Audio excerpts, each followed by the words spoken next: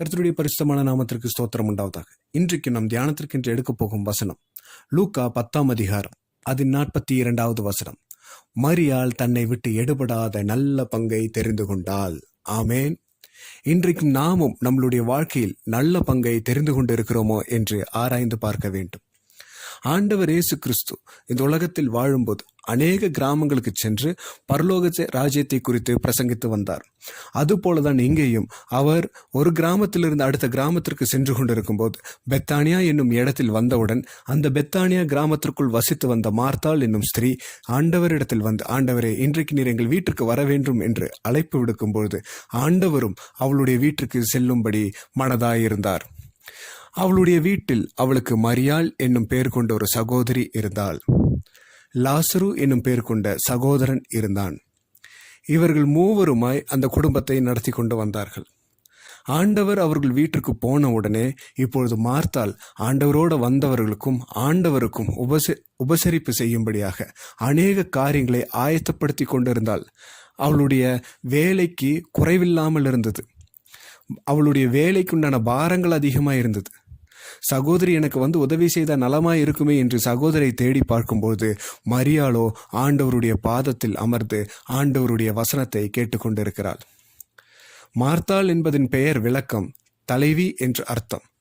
மரியாள் என்னும் பெயரின் விளக்கம் துக்கம் மற்றும் கண்ணீர் என்ற அர்த்தம். அப்போ உண்மையாகவே துக்கமும் கசப்பும் நிறைந்த வாழ்க்கையில் உள்ள ஒருவளுக்கு கர்த்தருடைய வார்த்தை மிக மிக அவசியமாக இருக்கிறது.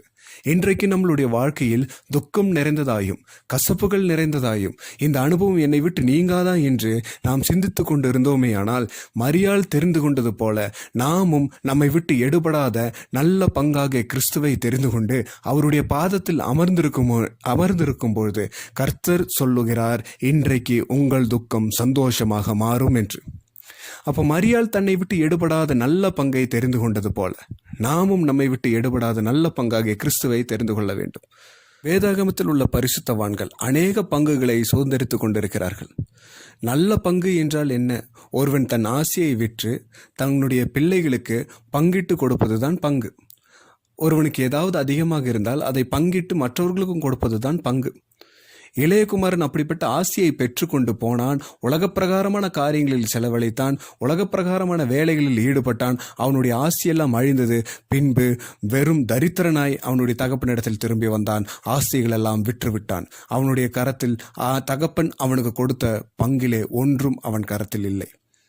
அப்போ உலகம் நமக்கு பங்காக எடுத்துக்கொண்டோமே, ஆனால் நமக்கு வெறுமையும் தரித்திரமும் தான் நமக்கு வரும். ஆனால் மரியாளை போல கர்த்தரே எனக்கு பங்காக இருக்கிறார் என்று அவருடைய பாதத்தில் அமர்ந்திருக்குமே, ஆனால் நம்மளுடைய ஆஸ்தியும் ஐஸ்வர்யமும் கனமும் கர்த்தர் நம்மை உயர்த்துவார். ஏனென்றால் நாம் தெரிந்து கொண்டிருக்கிறது கர்த்தருடைய பங்கு. ஆண்டவர் இயேசு கிறிஸ்துவை நாம் விசுவாசிக்கிறோம். இங்கே ஆபிரகாமும் அதே போலதான். ஆதியாகமம் 14ஆம் அதிகாரம் 21 முதல் 23 வரை வாசிப்போமேயானால், ஆபிரகாம் தன்னுடைய சகோதரனுக்காக ஒரு யுத்தத்துக்கு செல்கிறான். அந்த யுத்தத்திலே அந்த ராஜாக்கள், சோதோமின் ராஜாக்கள் எல்லாம் மடிந்து விழுகிறார்கள். அந்த யுத்தத்திலே ஆபிரகாம் ஜெயம் பெறுகிறான். இப்பொழுது ஆபிரகாம் ஜெயம் பெற்ற உடனே அந்த சோதோமின் ராஜா ஆபிரகாம் இடத்துல வந்து, ஆபிரகாமே, நாங்கள் தோற்று போயிருப்போம், ஆனால் உங்களால் நாங்கள் ஜெயிச்சிட்டோம். அதனால் நீங்கள் என்ன பண்ணுறீங்கன்னா, இந்த ஆசையெல்லாம் நீங்கள் எடுத்துக்கோங்க, இந்த பொண்ணு பொருள் எல்லாமே நீங்கள் எடுத்துக்கோங்க, ஜனங்களை மட்டும் எனக்கு கொடுங்க என்று ஆபிரகாமிடம் அந்த சோதோமின் ராஜா கேட்கிறான். ஆனால் ஆபிரகாமோ, வேண்டாம், இந்த பொண்ணும் பொருளும் எனக்கு வேண்டாம், நீ கொடுத்து நான் ஐஸ்வர்யமானேன் என்று சொல்லாதபடிக்கு கர்த்தர் என்னை உயர்த்தினார் என்று என்னை கர்த்தரிடத்தில் ஒப்பு கொடுக்கிறேன், அவர் பார்த்து கொள்வார் என்று அவனுடைய காரியங்கள் அனைத்தையும் கர்த்தரிடத்தில் ஒப்பு கொடுத்தான். இன்றைக்கு நம்மளுடைய வாழ்க்கையில் இந்த உலகத்தில் வாழ்ந்து கொண்டிருக்கும் போது அநேகம் பேர் இந்த உலகத்தில் உள்ள ஐஸ்வர்யத்தை நம்முடைய கண்களுக்கு முன்பாக காண்பித்து தேவனை விட்டு பின்வாங்கி வரும்படியும் கிறிஸ்துவை விட்டு பின்வாங்கி வரும்படியாக இந்த சோதனைக்காரன் நமக்கு முன்பாக கொண்டு வந்து வைப்பான். ஆனால் நாமோ, இந்த உலகம் என்னை உயர்த்தது, இந்த உலகத்தின் வேலைகள் என்னை உயர்த்தினது, இந்த உலகத்தின் காரியங்கள் என்னை உயர்த்தினது என்று சொல்லாதபடிக்கு நம்மளுடைய உயர்வு எப்பொழுதும் கர்த்தருடைய கரத்தில் இருக்க வேண்டும். என்னுடைய பங்கு இந்த உலகத்தோடு அல்ல, கர்த்தரோடு இருக்கும் என்று நாம் நம்மை அர்ப்பணிக்கும் போது கர்த்தர் நிச்சயம் ஆபிரகாமை ஆசீர்வதித்தது போல நம்மையும் ஆசீர்வதிப்பார்.